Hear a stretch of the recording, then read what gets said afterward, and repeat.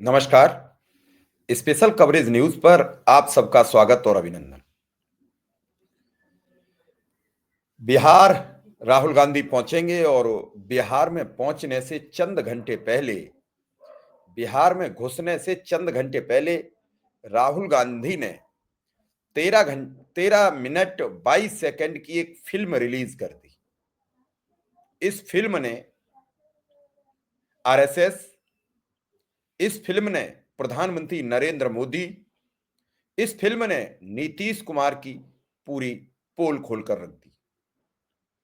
20 वर्ष में नीतीश ने कैसा माहौल तैयार किया, वहां के युवाओं को क्या दिया, वहां के युवाओं को पढ़ाई से लेकर रोजगार तक क्या प्रदान किया, वो सारे तथ्य, सारी बातें सबके सामने खुलकर आईने की तरह साफ हो गई। लगातार देखते रहे।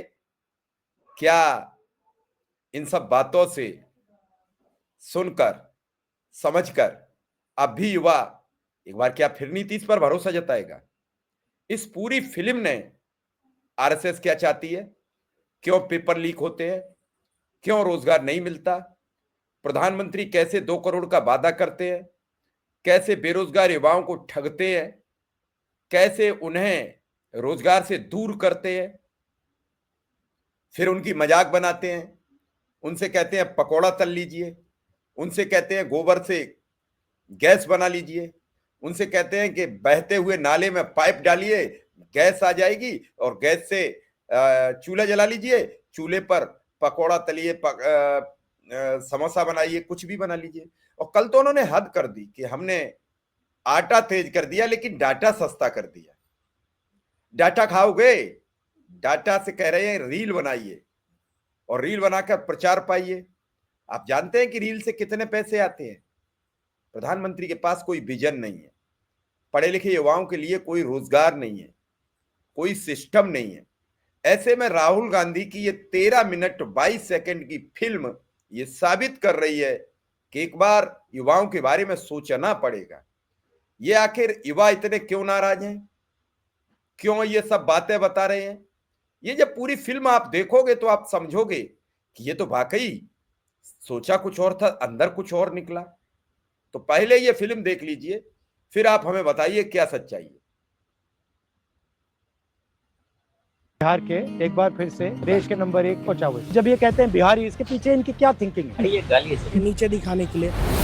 टीचर्स की जो क्वालिटी है वो बद से बदतर हो चुकी है। बिहार को बनाया नहीं जा रहा है। सिस्टमेटिक अटैक हुआ है बिहार के छात्रों पे। जाति के नाम पे फिजिकल वायलेंस हो रहा है। बिहार को एक लेबर सरप्लस स्टेट बना दिया गया है जहां से चीप रेट में आपको मजदूर मिलते रहेंगे। सामाजिक बंटवारा और जातिवाद हो रहा है सर। और वही बात वोट चोरी में हो रहा है। Privatisation of education. सर आपका नेट जेआरएफ नहीं है फिर भी आपका एडमिशन हो जाएगा। क्यों?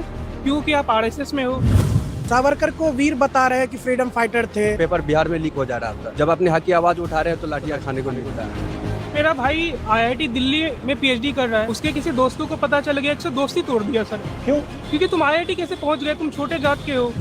ये रियलिटी है सर। HIV एड्स बहुत ज़्यादा बिहार में प्रेवलेंट है, जिसकी रिपोर्ट्स तक बनाना गवर्नमेंट इम्पोर्टेंट नहीं समझती है।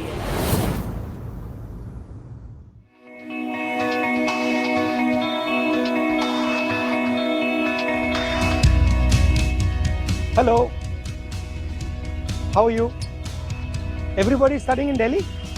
How nice. All from Bihar. Nice to meet you. Hello sir, it's an honor meeting. Nice to meet you. क्या डिस्कस करना है?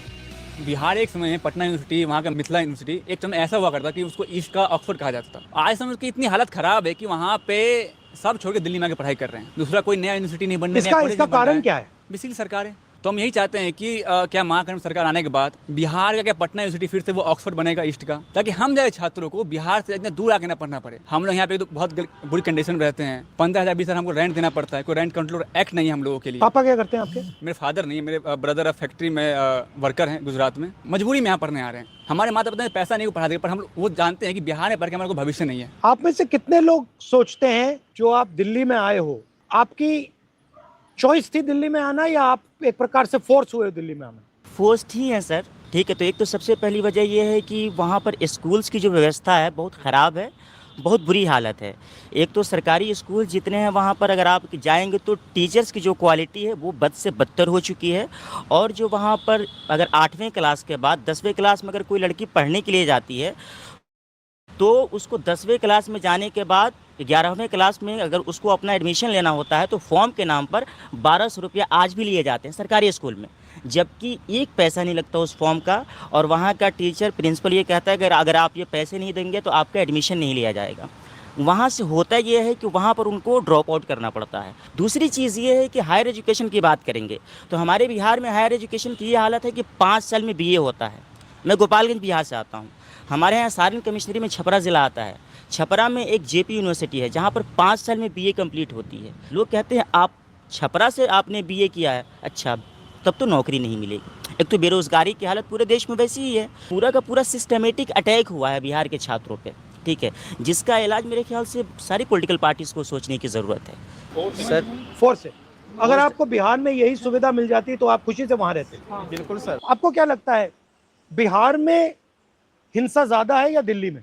हम देखते हैं बिहार में या यूपी में कैसे जाति के नाम पे फिजिकल वायलेंस हो रहा है, और जब हम दिल्ली आते पढ़ने के लिए कैंपस में, यहाँ पे हमारे साथ जो वो मेंटली वायलेंस हो रहा है, जो डिस्क्रिमिनेशन, हाँ, कि आप बिहार के हो, आप यहाँ क्यों आए, और आप सर, ऐसे हो वो मतलब बिहारी वर्ड तो है ही हमें वो करने के लिए, नीचे दिखाने के लिए। बिहार ये गाली साथ- का यूज किया जाता है यहाँ पे यूनिवर्सिटियों में।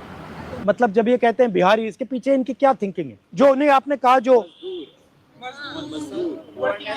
वर्किंग क्लास, जो हमारे यहाँ के नौकर, कि हमसे नीचे हो, सर बिहारी ये आप सबको लगता है? So there is one another issue I want to highlight, that is the negative profiling of the state of Bihar.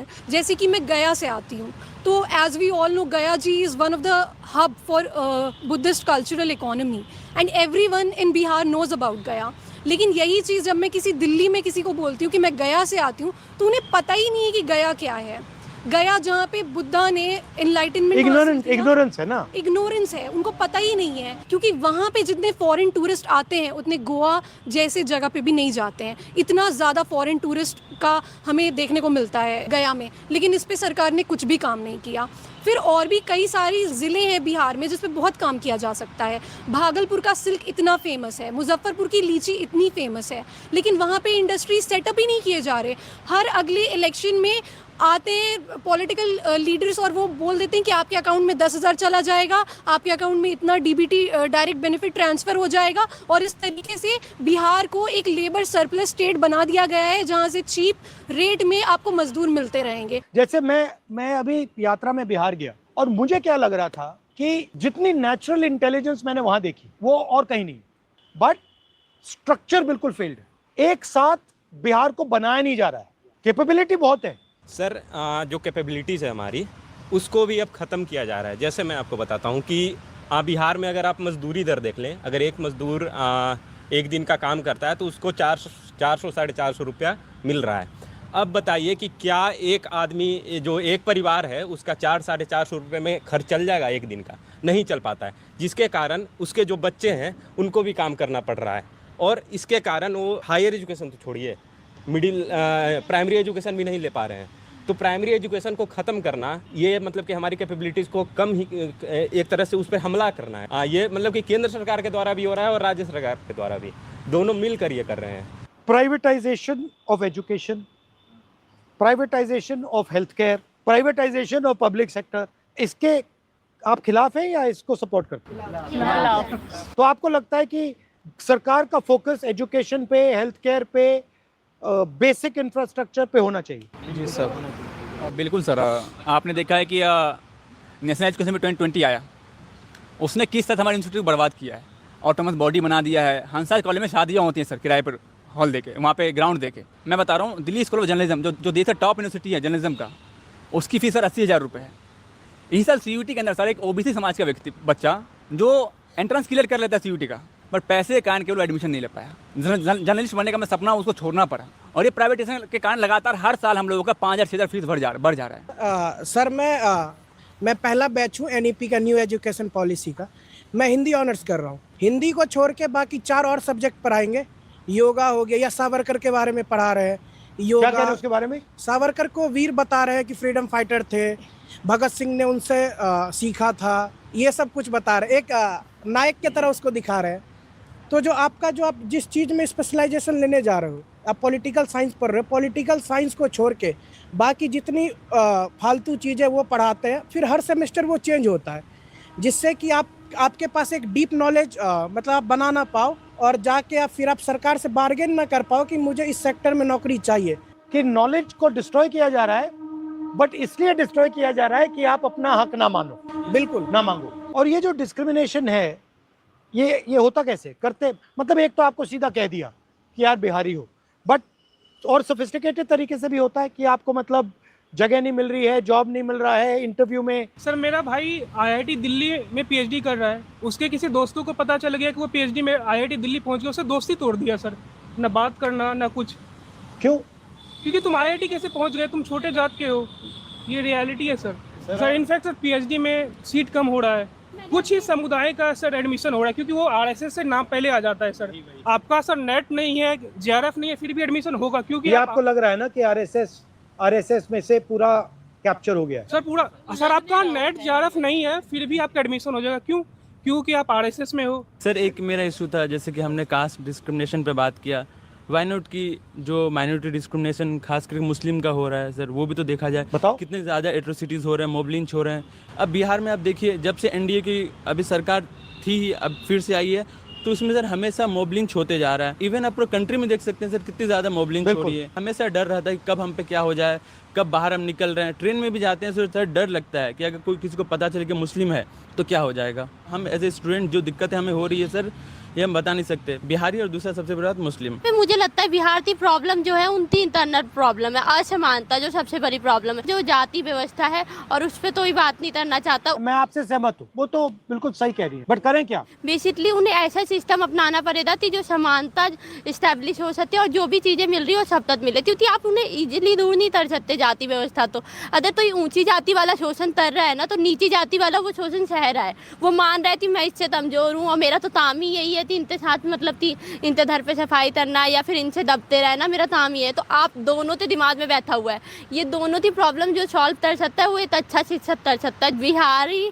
की मेंटालिटी बदलना जरूरी है। सर मैं यूपीएससी एस्पायरेंट हूँ सर, और जिस बिहार ने सब कुछ दुनिया को इतना कुछ दिया, आज बिहार में कुछ नहीं है सर। उसका अगर 2-3 रीजन देखते हैं तो 2-3 रीजन निकल के आता है। सबसे पहले वो इसी तरह राजनीतिक में भ्रष्टाचार हो रहा है, सामाजिक बंटवारा और जातिवाद हो रहा है सर। उसके बाद शिक्षा की बदहाली हो रही है, उसके बाद ढांचागत विकास की कमी है। तो शिक्षा की बदहाली ऐसा है कि सर हम यूपीएससी का तैयारी कर रहे हैं, पेपर बिहार में लीक हो जा रहा था।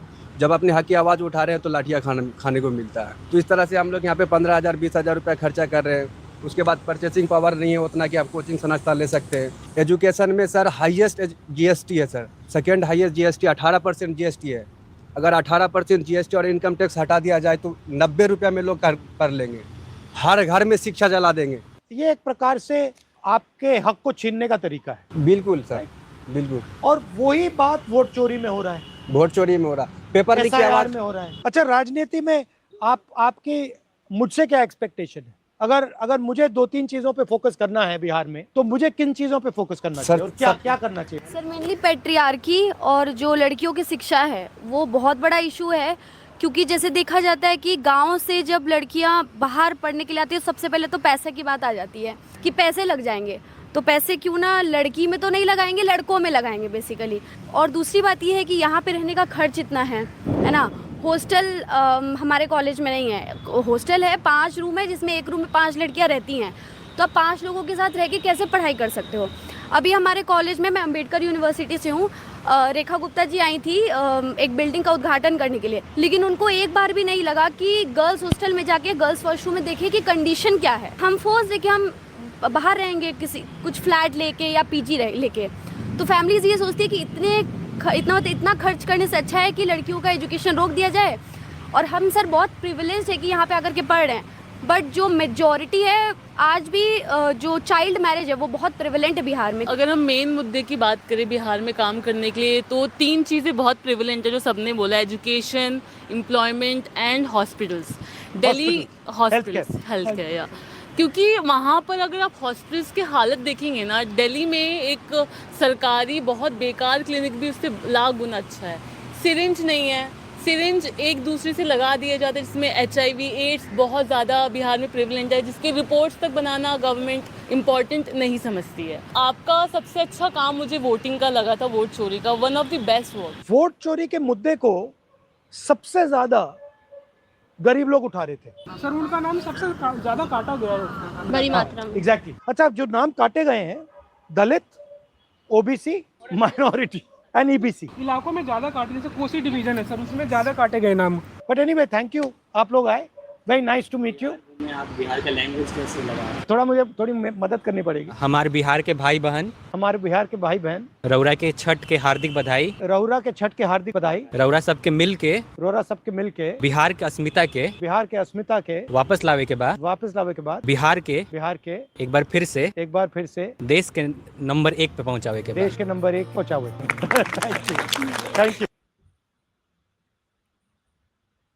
आपने ये सुना, राहुल गांधी ने इन सभी बच्चों से मुलाकात की, मुलाकात के बाद इनकी बात सुनी, फिर छठ की सबको बधाई दी, सभी बिहार वासियों को बधाई दी, और अब राहुल गांधी बिहार पहुंचेंगे और अपनी बात करेंगे।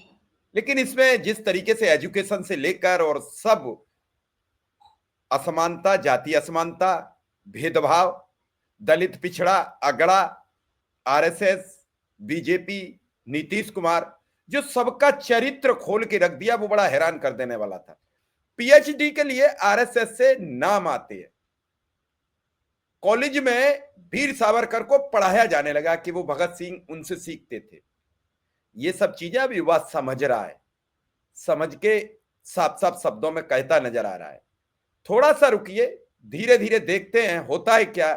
क्योंकि बिहार का चुनाव अभी पूरे जोशो खरोश पर है, तो देखेंगे इस फिल्म रिलीज होने के बाद क्या असर पड़ता है, क्या युवाओं के मन पर राहुल गांधी अपनी छाप छोड़ पाएंगे कि नहीं। फिलहाल इस खबर में इतना ही। आप सबका आभार, धन्यवाद, नमस्कार।